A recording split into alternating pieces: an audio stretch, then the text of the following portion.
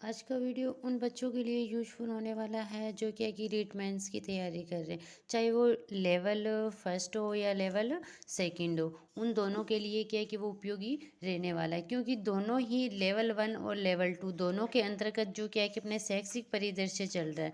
शैक्षिक परिदृश्य में से जो पिछले जो 2023 की रीट थी, उसके रीट मैन के अंतर्गत जो क्वेश्चन आए, उन क्वेश्चनों को अपन क्या है कि एक स्थान पे करने वाले हैं, चाहे वो क्या है कि हिंदी से हो या पंजाबी से हो, सिंधी से हो, उर्दू से हो, किसी भी सब विषय हैं, उन सब में मिला के जो क्या है कि शैक्षिक परिदृश्य में से जो क्वेश्चन आए हैं, उन क्वेश्चनों को अपन क्या है कि यहाँ करने वाले हैं। तो उसमें क्या है कि जो अपन को ऐसे पता चल जाता है कि भाई शैक्षिक परिदृश्य है, उसमें से क्वेश्चन कैसे कैसे बनते हैं, और देखते हैं कि सब सब्जेक्ट में से अगर एक शैक्षिक परिदृश्य में से 7 या 8 10 क्वेश्चन आए, 10 क्वेश्चन है, तो उस 10 क्वेश्चन है तो 10 सब्जेक्ट के हैं, 10 सब्जेक्ट में से करेंगे तो अपन के क्या है कि कम से कम क्या है कि 100 क्वेश्चन अपने सामने आ जाते हैं।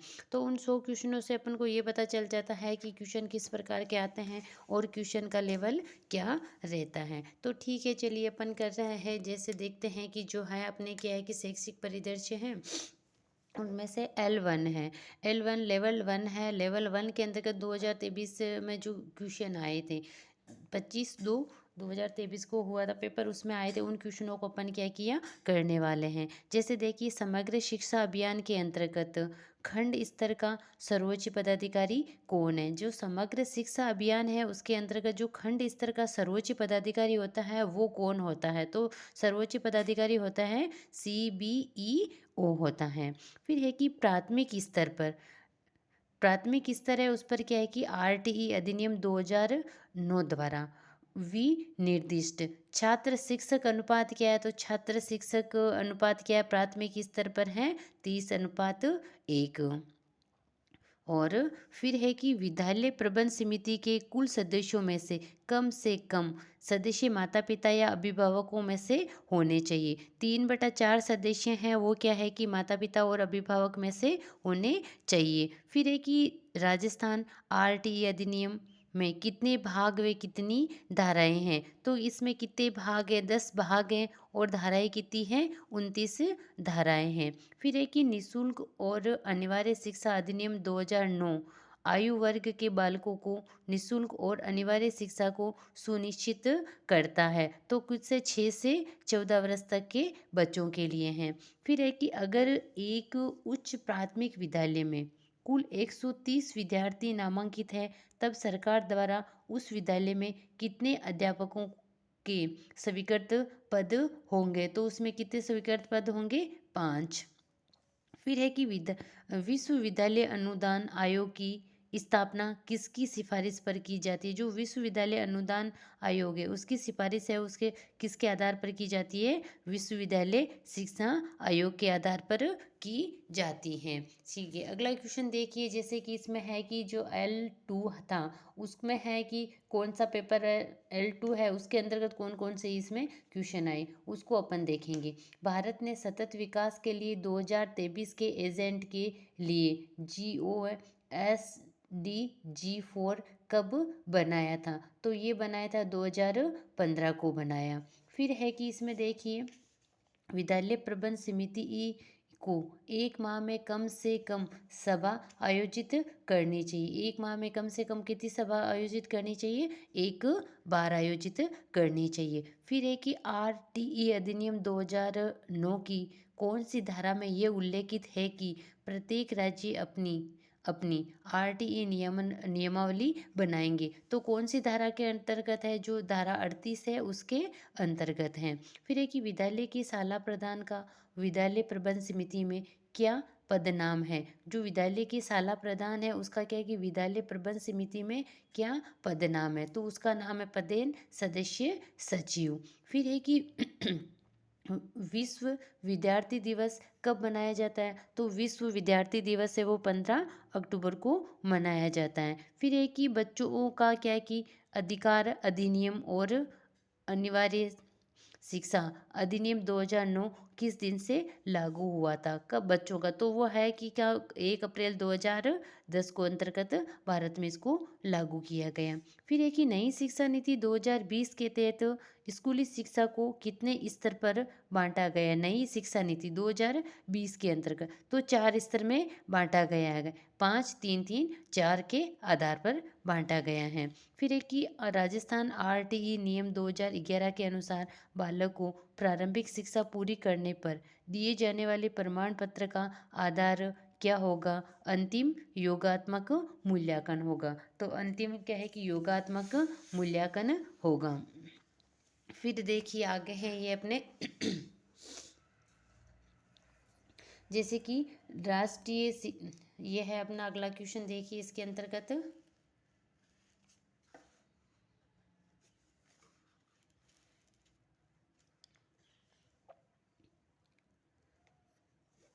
चलाएगा। 1 मिनट इसको सही कर लेते हैं अपन कि इधर उधर हिले नहीं। जैसे देखिए राष्ट्रीय शिक्षा नीति 2020 में प्रस्तावित राष्ट्रीय मूल्यांकन केंद्र को क्या नाम दिया गया है। तो उस मूल्यांकन को नाम दिया गया है परख।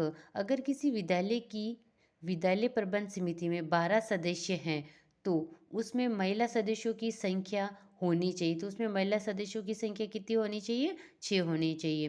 फिर है कि भारत में शिक्षा के अधिकार के लिए पहल किसने की थी। भारत में शिक्षा के गोपाल कृष्ण गोखले ने की थी। जैसे कि मैंने शिक्षा का अधिकार 2009 पढ़ाया था। 9 से पहले क्या है कि बेस तैयार किया कि मैंने ये भी बोला था कि आम कोचिंग वाले क्या है कि इसको बेस को नहीं पढ़ाते, सीधे ही है कि ये अधिकार कब से लागू हुआ, कब से हुआ, उसको पढ़ा लिया। लेकिन उसका जो बेस है, बेस को अगर अपन पढ़ाएंगे तो उस बेस में से भी क्या क्वेश्चन निकल के आते हैं। तो मुझे जो 2009 है एक्ट आरटी 2009 वाला है, उसके अंतर्गत जो मैंने पढ़ाया था उसके अंतर्गत जो पहले भूमिका बांधी थी, भूमिका में स्पष्टतः बताया गया है कि भारत में शिक्षा के अधिकार के जनक किसे बताया गया है, गोपाल कृष्ण गोखले को बताया गया है। फिर एक ही नई शिक्षा नीति 2020 लागू करने वाला भारत का पहला राज्य कौन सा है। तो भारत का जो पहला 2020 से है जो लागू करने वाला भारत का पहला राज्य है कर्नाटक।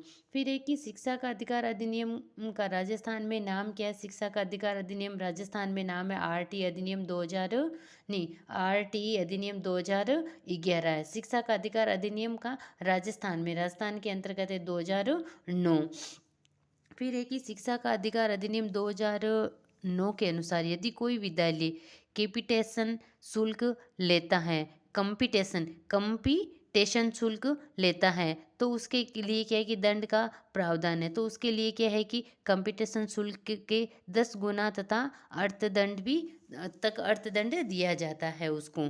फिर है अपना देखिए ये क्वेश्चन अगला देखिए, जैसे कि कस्तूरबा गांधी, ये है अपने जो पंजाबी है L1 के अंतर्गत जो पंजाबी जो सब्जेक्ट था उन्होंने जो पेपर दिया था उनके अंतर्गत जो क्वेश्चन आए वो क्वेश्चन है यहाँ पे। कस्तूरबा गांधी बालिका विद्यालय कब प्रारंभ हुआ। तो कस्तूरबा गांधी बालिका विद्यालय है वो कब प्रारंभ हुआ, 2004 के अंतर्गत प्रारंभ हुआ था। यशपाल समिति में कितने सदस्य हैं। तो यशपाल समिति है, यशपाल समिति में कुल कितने सदस्य हैं। यशपाल समिति के अंतर्गत क्या है कि इसमें क्या है कि ऑप्शन दे नहीं रखा, लेकिन जो यशपाल समिति 2005 है, 2005 वाला था ना, 2005 वाला उसके अंतर्गत बनी थी। और यशपाल समिति में क्या है कि 21 सदस्य बताए गए थे उस समिति के अंतर्गत। लेकिन यहाँ क्या है कि ऑप्शन के अंतर्गत क्या है कि क्या दे रहे 15, 10, 35 और 10 दे रखे थे, इसलिए ये क्वेश्चन क्या है कि डिलीट हुआ था। लेकिन यशपाल समिति में कुल सदस्य कितने थे। यशपाल समिति है वो किससे संबंधित, 2005 का अधिनियम था उससे संबंधित थी और उसमें क्या है कि 21 सदस्य थे। फिर है कि जैसे कि आरटी अधिनियम 2009 के अनुसार कौन सा यह कथन सही है। जो कथन सही है उसको चुनना है। तो जैसे कि इसमें से क्या है कि स्कूल कंपटीशन फीस लगा सकते हैं, स्कूल प्रवेश के लिए स्क्रीनिंग प्रक्रिया का उपयोग कर सकते हैं। लेकिन इसमें क्या है कि दोनों ही ऑप्शन क्या है कि गलत है। नहीं तो वो कंपटीशन के लिए फीस लगा सकते हैं, नहीं स्क्रीनिंग की प्रक्रिया का उपयोग कर सकते हैं। फिर है कि राजस्थान मदरसा बोर्ड कहाँ स्थित है। जो राजस्थान मदरसा बोर्ड है वो है जयपुर के अंतर्गत। फिर है कि आरटीई के प्रावधान के अनुसार राज्य के नोडल अकादमिक प्राधिकारी कौन होंगे। तो SCERT या SIERT टी, ये इनके क्या है कि प्राधिकारी होंगे। फिर है कि सामाजिक परिवर्तन के संदर्भ में शैक्षिक प्रबंधन का महत्व क्या है? तो शैक्षिक प्रबंधन का महत्व क्या है कि कौशल के साथ मानव संसाधन, कार्य, नैतिकता और सामाजिक नैतिक राजनीतिक मूल्य, और ये क्या है कि इसमें सारे के सारे क्या है कि ये तीनों ही सही हैं। फिर है कि राजस्थान आरटी नियमावली में कितनी धाराएं हैं? तो उसमें क्या है कि धाराएं कितनी है? 29 है, और अध्याय कितने हैं उसके अंतर्गत? 10 अध्याय हैं। फिर है कि जो संस्कृत से जिन्होंने थर्ड ग्रेड का एग्जाम दिया था, उनके लिए L1 L2 के अंतर्गत जो क्वेश्चन आए, उन क्वेश्चनों को अपन यहाँ कर रहे हैं। जैसे कि विद्यालय प्रबंध समिति की कम से कम सभा हर महीने में होनी चाहिए। जैसे विद्यालय प्रबंध समिति की कम से कम एक है, जो क्या है कि सब से 3 है। फिर है कि इसमें क्या है कि हर महीने में होनी चाहिए। फिर है कि राजस्थान आरटीई नियम 2011 में कितने भाग है? आरटीई 2011 है, उसके अंतर्गत भाग यानी वही उसके अध्याय, अध्याय कितने हैं उसमें? 10 अध्याय है, 29 धाराएं हैं। फिर अगला क्वेश्चन देखिए आप इसके अंतर्गत, राजस्थान सरकार द्वारा RKSMBK राजस्थान की शिक्षा में बढ़ते कदम ऐप कब लॉन्च किया गया था? ये किया गया था 5 सितंबर 2022 को। ये क्या है कि अधिनियम लॉन्च किया गया था। अब अपन देखते हैं कि अगले वाले क्वेश्चन देखेंगे अपन।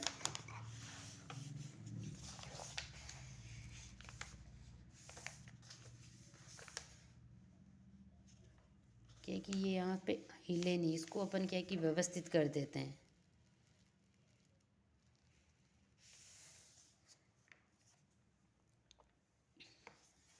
जैसे कि ये है कि इसमें ये क्वेश्चन देखिए आप बाद में अगला। जैसे कि भारत में दूसरी राष्ट्रीय शिक्षा नीति की घोषणा किस वर्ष में की गई थी? दूसरी शिक्षा नीति की घोषणा कब की गई थी? पहली तो की गई 1968 के अंतर्गत, दूसरी की गई 1986 के अंतर्गत, और 1962 में इसमें क्या 1992 में इसमें क्या कि संशोधन किया गया था। फिर है कि राजस्थान आरटी नियम किस वर्ष में अधिसूचित किया गया था? तो वो किया गया था 2011 के अंतर्गत।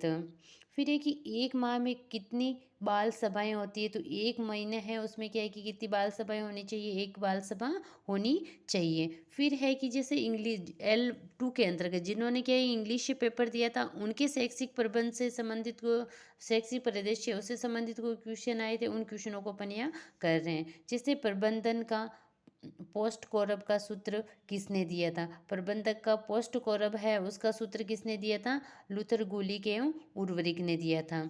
फिर है कि शिक्षा का अधिकार अधिनियम 2009 के किस अध्याय में विद्यालय एवं शिक्षकों की जिम्मेदारी का वर्णन है? 2009 है, उसके अंतर्गत कौन सा है जो विद्यालय एवं शिक्षकों की जिम्मेदारी का उल्लेख किया गया है? विद्या जिसमें अध्याय 4 के अंतर्गत है। फिर है कि राजस्थान आरटीई नियम 2011 के प्रावधानों के अनुसार विद्यालय विकास योजना में निम्न में से किन सूचनाओं का होना आवश्यक नहीं है? इनमें से कौन सी सूचना है उनका होना आवश्यक नहीं है? जैसे कि वर्षवार अतिरिक्त वित्तीय आवश्यकता, ये तो होगी।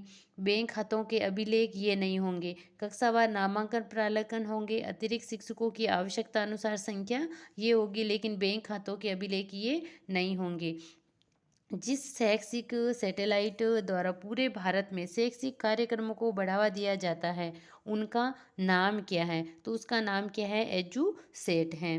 फिर एक ही ई संजीवनी संबंधित है। ई संजीवनी है वो किससे संबंधित है? टेलीकैंसले टेलीकैंसलेटेशन। तो ये क्या है कि इसके अंतर्गत जो बे नंबर है वो क्या है कि ऑप्शन सही है। फिर अगला क्वेश्चन देखिए, जैसे कि इसके अंतर्गत ये है कि यदि एक प्राथमिक विद्यालय में कुल क्या है कि 85 विद्यार्थी नामांकित है, तब सरकार द्वारा उस विद्यालय में कितनी अध्यापकों की संख्या या पद होंगे? तो उसके अंतर्गत कितने पद होंगे अपने यहाँ इसमें है? वो है कि 3 पद होंगे। एक मिनट, थोड़ा सा इसको सही कर लेते हैं कि सारे के सारे ऑप्शन आपको सही से दिखें। फिर है कि आरटीई अधिनियम 2009 की धारा 27 के अनुसार शिक्षक को निम्न में से किस कार्य में नहीं लगाया जा सकता? आपदा राहत कार्य प्लस पोलियो अभियान, 10 वर्षीय जनगणना, चुनाव कार्य। तो इसमें क्या है कि आपदा राहत कार्य में लगाया जा सकता है, 10 वर्षीय जनगणना में लगाया जा सकता है, चुनाव कार्य में लगाया जा सकता है, लेकिन प्लस पोलियो अभियान में उनको नहीं लगाया जा सकता। जैसे सोशल साइंस है, L2 के अंतर्गत सोशल साइंस वालों के कौन कौन से क्वेश्चन आए, उन क्वेश्चनों को अपन यहाँ करेंगे। जैसे कि सेकेंडरी स्कूल टेलीविजन प्रोजेक्ट कब प्रारंभ किया गया था, तो सेकेंडरी स्कूल टेलीविजन प्रोजेक्ट प्रारंभ किया गया था 1961 के अंतर्गत। फिर है कि RT अधिनियम 2009 के अनुसार एक शैक्षिक वर्ष में कक्षा 1 से 5 हेतु कार्य दिवस व शिक्षण घंटों की न्यूनतम संख्या कितनी है, तो वो होगी अपने यहाँ 200 कार्य दिवस और 800 घंटे होंगे। फिर ये पढ़ना लिखना अभियान के लिए न्यूनतम आयु की सीमा क्या है, तो वो है 15 वर्ष। फिर है कि भारतीय संविधान में शिक्षा की किस सूची, जो शिक्षा है वो किस सूची का विषय है, वो क्या है कि संवृत्ति की सूची का, क्योंकि वो क्या 42वें संविधान संशोधन 1976 से पहले तो ये राज्य सूची का था, लेकिन जब 42वां संविधान संशोधन 1976 हुआ था उसके बाद में उसको क्या है कि शिक्षा को क्या है कि संवृत्ति सूची के अंतर्गत डाल दिया गया।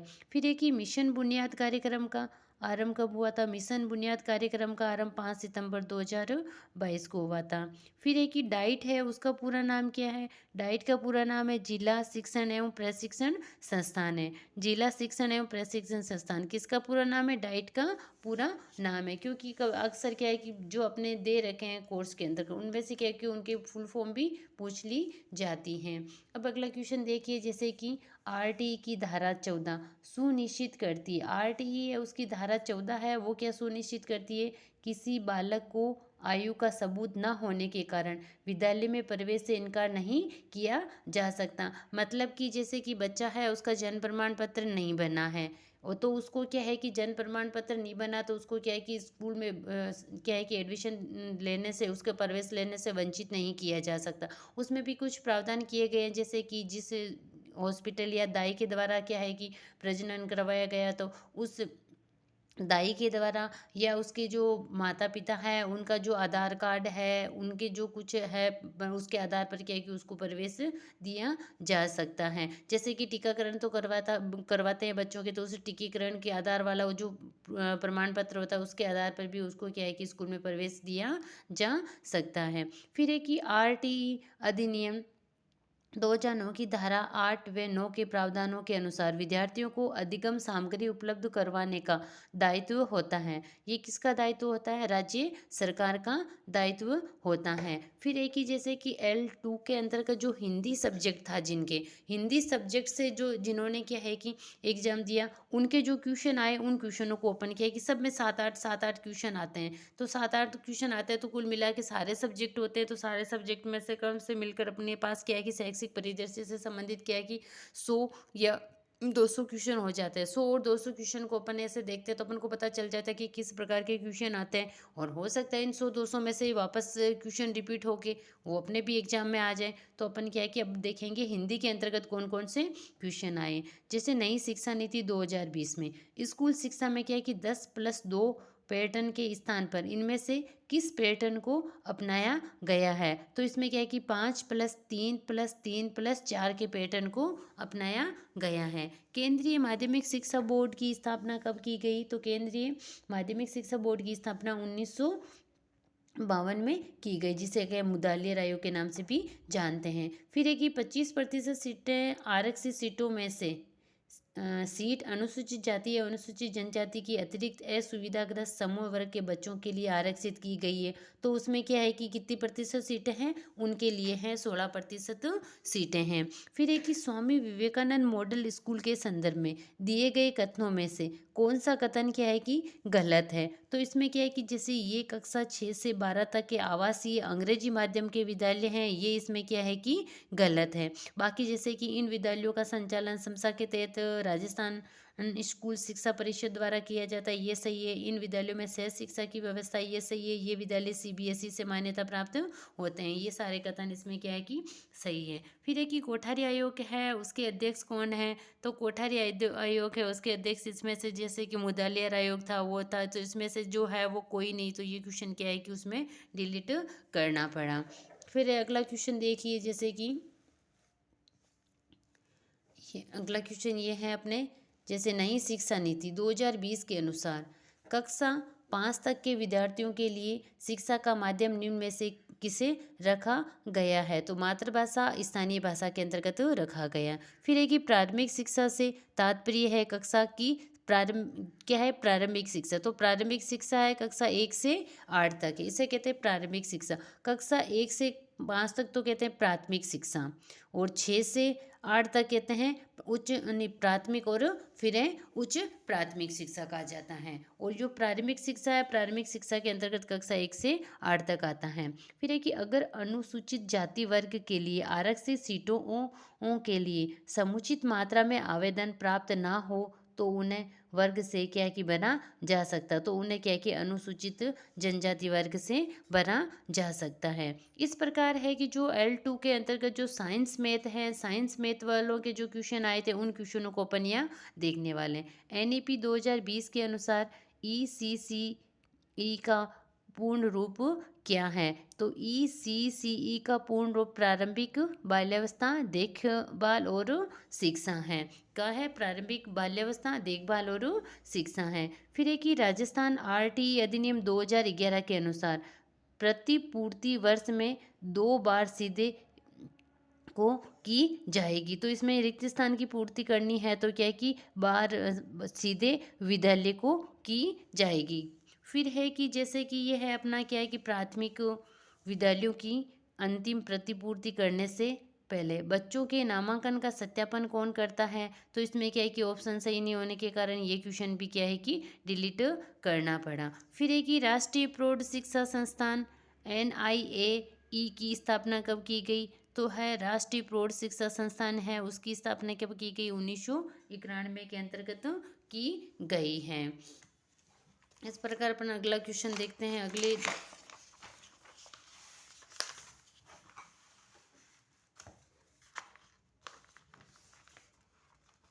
देखते हैं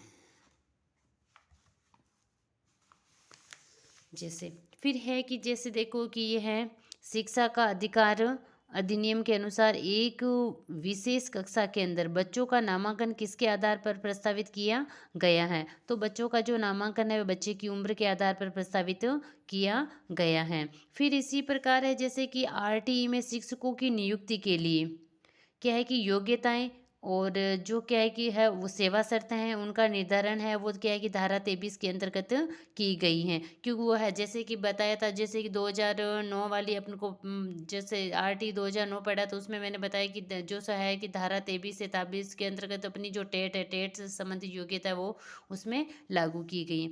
किस वर्ष की बजट घोषणा में 5,000 से अधिक आबादी व गाँव और कस्बों में सरकारी स्कूलों को महात्मा गांधी सरकारी स्कूल के बदले में प्रस्तावित रखा गया है? तो वर्ष 2021-22 के अंतर्गत। तो अपन ने आज ये क्या किया कि जैसे कि इसके अंतर्गत है जो क्या है कि पिछले साल जो पिछले वर्षों में हुई जो 2023 के अंतर्गत रीट मेंस हुई उसमें जो सारे सब्जेक्ट हैं सब्जेक्ट के अंतर्गत क्या है कि जो क्या है कि शैक्षिक परिदृश्य से संबंधित जो क्वेश्चन आए थे उन क्वेश्चनों को क्या है कि अपन ने यहाँ एक स्थान पे किया है कि भाई शैक्षिक परिदृश्य में से कौन से क्वेश्चन आते हैं और कौन कौन से क्वेश्चन बन रहे हैं, तो उन क्वेश्चनों को अपन ने एक स्थान पे कर लिया है। तो आपको जैसे कि उससे पहले मैंने ये मैटर सारा का सारा करवा देगा शैक्षिक परिदृश्य से संबंधित जो है मैटर वो मैंने करवा दिए हैं। तो उसमें क्या है कि जैसे कि उसमें ये छोड़ रखा है कि बाल कल्याणकारी योजनाएं और पुरस्कार नहीं करवाए थे, और ये है कि ये जो समसामयिकी वाला वो नहीं, उसमें जाके आप उनको क्या है कि अपनी थ्योरी उसमें से जाके क्या है कि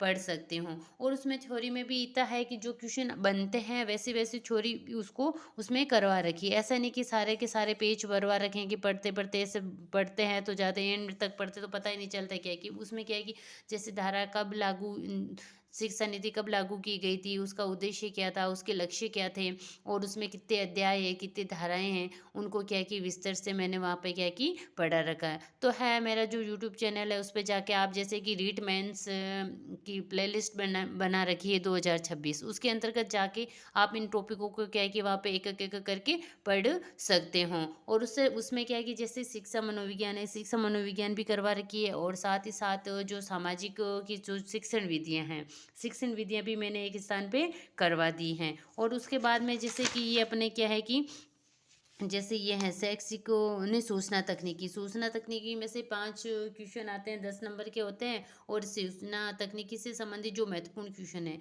महत्वपूर्ण क्वेश्चन भी मैंने क्या है कि करवा रखे हैं। मेरी हो सकता है कि रीट मेंस की जो प्लेलिस्ट है 2026 उसके अंदर कर डाल दिया होगा, लेकिन लेकिन और हो सकता है जो मेरी प्लेलिस्ट है बनी रखी है और उसमें क्या है कि ये सूचना तकनीकी के नाम से वो है, तो उसमें जाके आप क्या है कि 200 से 300 क्वेश्चन करवा रखे हैं। तो उन क्वेश्चनों को देख लीजिए तो आपको ऐसा लगेगा कि हाँ, पिछले साल जो क्वेश्चन आए उन वो क्वेश्चन क्या है कि इन्हीं में से या इसके इर्द गिर्द घूम रहे हैं। तो आपको क्या है कि 200 या 300 क्वेश्चन ही पढ़ने हैं, बस सारा का सारा मैटर नहीं पढ़ना। 200-300 क्वेश्चन पढ़ोगे तो आपको आराम से क्या है कि उसमें से आपके जो 5 क्वेश्चन आएंगे वो 5 क्वेश्चनों को आप आसानी से हल कर सकते हैं। तो ठीक है, मिलते हैं अपन क्या किया फिर अगले वीडियो के अंतर्गत।